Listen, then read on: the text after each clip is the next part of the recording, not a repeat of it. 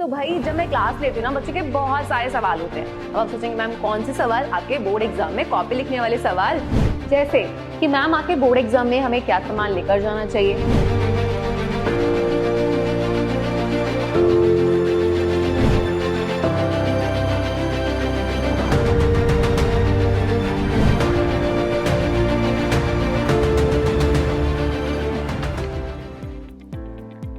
Hello chapati, कैसे आप सब? आई होप सब अच्छे हैं, मस्त हैं। तो भाई जब मैं क्लास लेती हूँ ना बच्चों के बहुत सारे सवाल होते हैं। अब आप सोचेंगे मैम कौन से सवाल? आपके बोर्ड एग्जाम में कॉपी लिखने वाले सवाल। तो बताती हूँ कौन कौन सवाल होते हैं एक बार। जैसे कि मैम आपके बोर्ड एग्जाम में हमें क्या सामान लेकर जाना चाहिए, हमें कौन से पेन का इस्तेमाल करना चाहिए, क्या हमें स्केल का यूज करना भी चाहिए या नहीं करना चाहिए, और एग्जाम में मैम लिखे कैसे, किस तरीके से हेडिंग लिखना है, आंसर कैसे लिखें और डायग्राम को कैसे बनाना है। ये सब सवाल होते हैं आपके। तो चलिए फिर जानते हैं स्टेप बाय स्टेप आखिर कैसे करना है और क्या करना है। चलिए आगे बढ़ने से पहले, कॉपी दिखाने से पहले मैं आपको ये बता देती हूँ कि आखिर आपको जो कॉपी होती है उसमें एंट्री फिल करने से लेके बोर्ड में एग्जाम में जाने से लेके किन चीजों का ध्यान रखना होता है। जब भी आप याद रखिएगा अपनी एंट्री फिल करते हैं, जब आपको एग्जाम कॉपी मिलती है तो अपना नाम, रोल नंबर वगैरह बहुत सोच समझ के भरना है। 10th का बच्चा पहली बार बोर्ड एग्जाम देने जा रहा होता है, उसे पता नहीं होता है कि किस तरीके से लिखना है, तो उसको बहुत सोच समझ के, अगर नहीं पता है तो प्लीज जिसकी ड्यूटी लगी है एग्जामिनर की वो आपको बताए। आप बिना झिझक के पूछिए भी उनसे, ताकि एंट्री में गलती ना। जब भी आप कॉपी में लिखना स्टार्ट करते हैं, तो ये 30 पे आपका बता देती हूँ। तो जब आप कॉपी में लिखना स्टार्ट कर देते हैं तो आपको स्केल से क्या करना है, कॉपी के दोनों तरफ आपको लाइन खींचनी होती है।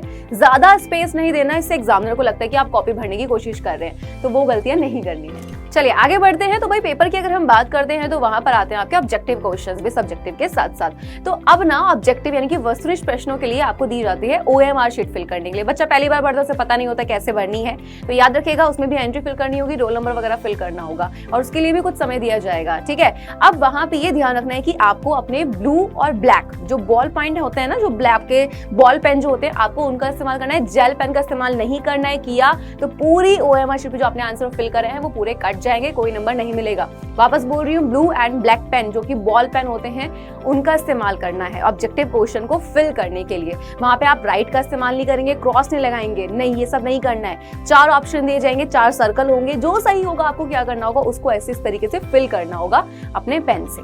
चलिए अब जानते हैं कि कॉपी में किस तरीके से लिखे हैं, हेडिंग्स क्या रहनी है, किस तरीके से लाइन। तो प्रॉपर दिखा देती हूँ आपको एक बार कि किस तरीके से होना है।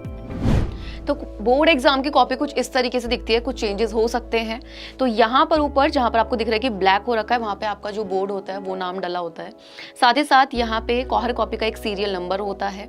मेन क्या होता है हमारे लिए, रोल नंबर। बच्चों को ये नहीं पता होता रोल नंबर कैसे फिल करना है। सबसे पहली चीज़, अगर फॉर एग्जाम्पल आपका नंबर है 0, आपका 1, 8, 7, 6, 5, 4, ये आपका रोल नंबर है। तो 0 कहाँ पर है? फर्स्ट लाइन में मैं इसको ऐसे फिल करूंगी। ठीक है, नेक्स्ट मेरा 1 है तो मैं सेकंड का फर्स्ट में इस तरीके से फिल करूंगी। आप क्लियरली देख सकते हो यहाँ लिखा है, यही करेक्ट मेथड होता है। अगर आप इस तरीके से क्रॉस कर देते हो या फिर आधा फिल करते हो, राइट लगाते हो, वो गलत तरीका हो जाता है। वहां पर आपको इस तरीके से फिल करना है अपना रोल नंबर, आपका सब्जेक्ट कोड जो दिया होता है। ठीक है, आपकी जो एग्जाम हो रहा है, क्या भाई वो कौन सी पाली में हो रहा है, क्या सुबह हो रहा है, फर्स्ट वाली में या सेकेंड वाली में, सब्जेक्ट भरना होता है। कुछ इस तरीके से दिखती है आपकी कॉपी, तो वो बहुत ध्यान से भरनी होती है। अगर कुछ नहीं आता तो प्लीज अपने एग्जामिनर से पूछ लीजिएगा। फिर हम करते हैं इसको स्टार्ट करना। उसके बाद जब आप लिखना स्टार्ट करते हैं, लिखने से पहले आपको लाइंस खींचनी होती हैं दोनों तरफ। कोई बोलता है कि भाई एक तरफ खींचो, बट मैं यही बोलूंगी आप दोनों तरफ लाइन खींचें। इस तरफ तो ऑलरेडी खींची हुई भी आती है, बट अगर आप ब्लैक पेन से खींचते हैं वो अच्छा लगता है थोड़ा सा। एंड यहाँ पर हम इसलिए खींच देते हैं क्योंकि लिखते लिखते कभी हमें पता नहीं लगता है और वर्ड वो पूरा वहां पर आ नहीं पाता है, तो इसलिए हम लाइन खींच देते हैं ताकि हमें पता रहे कि भाई हमें इससे पहले अपना वर्ड को कंप्लीट करना है। उसके बाद आप जो भी पार्ट करते हो, चाहे आप फिजिक्स का करो, केमिस्ट्री का या फिर बायो का। फॉर एग्जाम्पल आपने जीव विज्ञान वाले पार्ट से स्टार्ट किया तो आप यहाँ पर डालोगे, और आपको पता है कि आपका जीव विज्ञान वाला पार्ट जो होता है वो फिजिक्स केमिस्ट्री के बाद आता है, तो आप यहाँ पर इस तरीके से ग लिख देंगे, या फिर वहां पे जो भी आपको दिया गया है आप उसको यहाँ लिखोगे कि भाई ये पार्ट है और मेरा इस सब्जेक्ट को मैं स्टार्ट कर रहा हूँ। उसके बाद सबसे पहला पार्ट आता है वस्तुनिष्ठ प्रश्न का। तो वस्तुनिष्ठ प्रश्न अगर आप स्टार्ट कर रहे हो या फिर लघु, अति लघु, जो भी आप पार्ट स्टार्ट कर रहे हो, तो आपको कुछ नहीं करना है। जो भी पार्ट आप स्टार्ट करोगे, चाहे वस्तुनिष्ठ, दीर्घ, अति लघु, लघु, उसको हेडिंग डालना है बड़ी सी करके। आप ब्लैक स्केच का यूज कर सकते हो, बट ध्यान रखना पीछे छपे नहीं। साथ ही साथ अब आपको नंबर डालना है। फर्स्ट का अगर आप क कर रहे हो तो क, खा कर रहे हो तो ख। मैंने यहाँ पे पूरा क्वेश्चन लिखा है, मैं यही बोलूंगी आप पूरा क्वेश्चन लिखें, उससे मार्क्स अच्छे मिलते हैं। अगर टाइम नहीं है तो आप खाली आंसर लिखकर आ सकते हो। आंसर इस तरीके से लिखना है, फॉर एग्जांपल मेरा आंसर था घास, बकरी तथा मानव। क्वेश्चन है कि निम्न में से कौन आहार श्रृंखला का निर्माण करते हैं। मैंने सिर्फ ऑप्शन यहाँ पे सारे नहीं लिखे, एक ऑप्शन को लिखा हुआ है जो मेरा सही था और मैंने लिख दिया अतः विकल्प सी सही है। तो ये प्रॉपर तरीका होता है एक ऑब्जेक्टिव क्वेश्चन करने का। अब फॉर एग्जाम्पल मेरे सारे ऑब्जेक्टिव हो गए तो मैं क्या करूंगी, उसको यहाँ से लाइंस खींच दूंगी। ये बताता है कि भाई मेरे सारे ऑब्जेक्टिव हो गए हैं। आप ऐसा नहीं करेंगे कि एक ऑब्जेक्टिव करा लाइन, एक ऑब्जेक्टिव करा लाइन, नहीं, वो गलत होता है।